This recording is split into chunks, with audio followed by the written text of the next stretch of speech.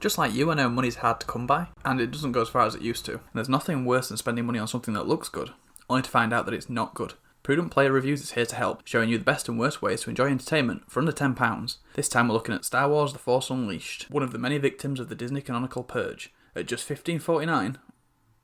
Wait a minute. Okay, this is embarrassing. So it looks like the game was under £10 when I picked it up on Steam, but it was in a sale, and that was before I started recording and writing the script. Kind of too invested into this now. So I guess rewind? Just like you, I know money's hard to come by, and it doesn't go as far as it used to. And there's nothing worse than spending money on something that looks good, only to find out that it's not good. Prudent Player Reviews is here to help, showing you the best and worst ways to enjoy entertainment for under £20. This time we're looking at Star Wars The Force Unleashed, one of the many victims of the Disney canonical purge. At just $15.49, is this game worth your hard-earned moolah? Star Wars games have seen a bit of a renaissance recently thanks to the positive reception of Jedi Fallen Order, but if you found the combat in that game a little too highbrow and academic for your liking, then maybe, just maybe, you'll be titillated by its predecessor.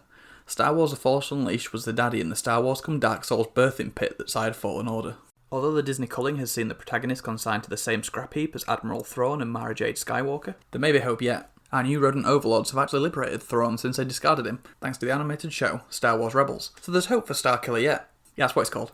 Starkiller certainly has a name only his non-existent mother could love, and that example of writing might be what gave Disney the itchy trigger finger on the whole property, if they hadn't then gone on to recycle the codename to be the moniker for the Death Star 3.0. If you enjoyed the scene in Rogue One where Darth Vader tanked his way through a whole ship like a boss, then you're going to love the opening scene in this where he tanks his way through an entire planet of Wookiees, who at this point are the Star Wars franchise's whipping boys. He's there to track down a rogue Jedi who survived Order 66, but he ends up finding more than he bargained for and gets his lightsaber yeeted by a toddler. He kills all the witnesses because he wants to keep the boy as his secret apprentice, but I think the real reason is he didn't want stormtroopers talking about him in the Death Star canteen about how a kid got the upper hand on him.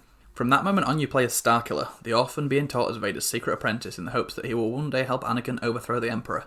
Starkiller is sent on a planet-hopping mission to hunt down more displaced Jedi to prove his worth with his motley crew. Proxy is an assassin droid tasked with killing Starkiller, weirdly, an existence which is forced onto them both by Vader to keep the young apprentice's skills sharp, and then there's a pilot, Juno Eclipse, who fulfills the role as feisty love interest number 1, and shares the same surname as the darkest thing in the natural world. Kind of on the snoot characterisation, but we'll let it slide. Star Wars has never really been known for its subtlety. After playing as OP Vader, the opening chapter of Starkiller seems akin to playing a Metroidvania title where the protagonist loses their kick-ass abilities and has to earn them back, but at least here it makes thematic sense. Speaking of abilities, you can grow Starkiller to match your own playstyle, whether you want to go barbecue heavy with Force Lightning or become Tyler Tasmanian Tiger. There's a bunch you can sink your skill points into. Force powers are kinda self-explanatory. Force talents allow you to gain skills such as more health or quicker recharge rates. Force combos is where this game really differs from its moodier skills-based sequel. This more arcadey approach to combat allows you to string attacks and abilities together to be more powerful, but the game never really elevates itself above button masher. You can call it the serious Sith sizzling slingshot all you want, but I'll only really ever know it as that one thing I did by accident when I blindly hammered X for 3 minutes straight during a boss fight. Speaking of button mashing, if you don't like quick time events, this game is not going to be for you. There's far too much of it, from heavy enemies to boss fights. The developer uses it for things you don't really need it for, and the animations can become a little tiresome after a while. There's no real penalty for missing a prompt either. You just start at the beginning of the chain again, and you can only actually miss one if you fall to sleep. There's so much time in between each prompt that you'll have enough time to nip to the loo, put the kettle on, and take a cursory glance at Pornhub for a few minutes. There's a lot of customization on offer in this game that I didn't expect. If you pick up the Ultimate Sith Edition, you'll have access to extra levels and a plethora of costumes for you to adopt. From cool outfits to complete character reskins. The only downside is that your choices don't save between missions and don't make it into cutscenes either. Just equipping one sends you back to the last checkpoint, so if you want to apply one at the start of every level, be prepared to enjoy loading screens. There's also hidden holocrons scattered throughout each level that net you power crystals, which give your lightsabers perks such as increased damage, and colour crystals, giving you a collection of lightsaber hues that far surpasses those on offer in Jedi Fallen Order. The holocrons are never too challenging to obtain either.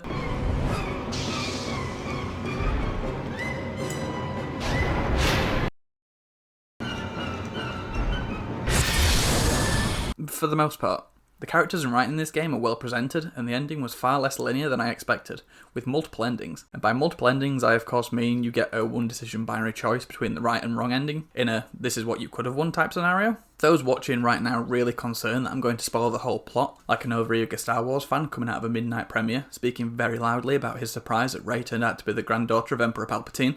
Do not be alarmed. What I will say is that Starkiller is on a similar trajectory to Luke and Rey, be it from a polar opposite starting point. After being both metaphorically and physically stabbed in the back by Vader, he does start to question whether this whole Sith lark is worth the effort. Sure, the power and the pension plan is good, but is he really going to be around long enough to reap the benefits? There's also a number of cool cameos from across the pantheon of Star Wars characters, but of course Senator Organa makes an appearance because he's the narrative glue of the metaphoric dog shit which holds this fragile universe together. Jar Jar Binks also makes a triumphant return, filling the franchise with the comic relief he was always intended to supply to audiences. This time he's dosed in carbonite and mounted on a wall like a trophy. Misa thinks you won't be getting out of this one. So is Star Wars: The Force Unleashed worth your time? It's a strong narrative game bristling with all the creatures, races and lore that you've come to expect from the Star Wars franchise, with a complex and conflicted protagonist with twice as much depth as Kel Kestis. You won't need a PhD to enjoy the combat, and some of the Jedi you meet have genuinely interesting and tragic backstories.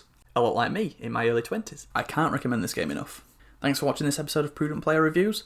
If you'd like to recommend a game for me to cover, be sure to shoot it into the comments below, you rebel scum. Follow me on Twitter at Jimmy S. Bowers, and Instagram as well, I guess. I hope you're all keeping safe and well. See you next time.